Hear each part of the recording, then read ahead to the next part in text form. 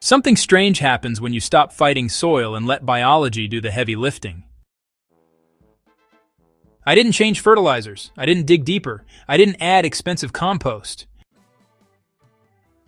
I buried plain cardboard in my garden, walked away, and weeks later the soil felt alive in a way I had never experienced before.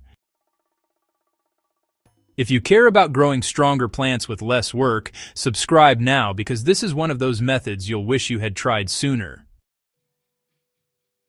Cardboard alone is carbon heavy and, well, pretty slow to decompose. Microbes actually need nitrogen to do their work. On top of the soaked cardboard, I added a 5 centimeter layer of nitrogen-rich material. This included fresh green plant trimmings and partially dried grass clippings. This balance between carbon and nitrogen is what, turns cardboard from trash into a soil-building tool. To wake the soil faster, I applied a simple microbial feed. 1 tablespoon of unsulfured molasses was mixed into 5 liters of clean water and stirred until fully dissolved. This solution was watered evenly over the layered area until moist but not flooded. Molasses feeds beneficial bacteria and fungi, helping them colonize the cardboard rapidly and begin decomposition immediately.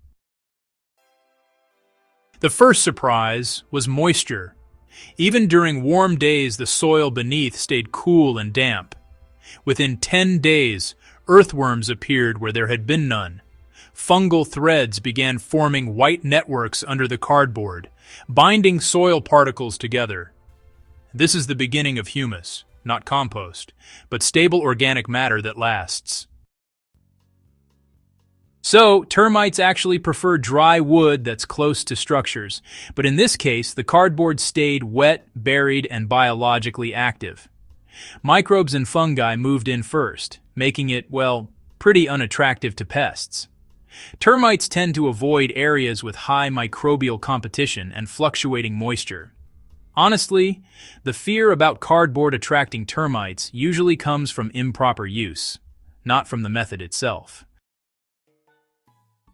After about 4 weeks, I lifted up a section of the cardboard, expecting to find, partially intact sheets. But instead, it just tore apart like damp leaves. The soil underneath had turned darker, looser, and crumbly. It smelled rich and earthy, that unmistakable scent of living soil. Water soaked in instantly instead of just pooling on the surface. When I transplanted into that bed, roots pushed effortlessly right through the soil. Growth was noticeably faster and more balanced. Leaves grew thicker, stems were sturdier, and watering needs dropped dramatically. The soil started acting like a sponge, holding on to moisture without ever getting waterlogged. This, honestly, is the hallmark of humus-rich ground. Surface mulch protects soil, but, it breaks down slowly and unevenly. Buried cardboard, on the other hand, creates a stable, shaded zone directly where microbes are most active. It controls weeds, regulates temperature, and feeds soil life all at the same time. Instead of feeding plants directly, it actually feeds the system that feeds plants. Planting can begin usually about 2 to 3 weeks after setup. For transplants, just cut a small opening through the softened cardboard and plant directly into the soil below. If you're sowing seeds, add a thin layer of finished compost on top and sow as usual. The cardboard will continue decomposing as roots grow deeper into the improved soil. Allowing the cardboard to dry out during the first week, that stops decomposition and can invite all sorts of problems. The second mistake people often make is skipping the nitrogen layer, which really slows microbial activity dramatically.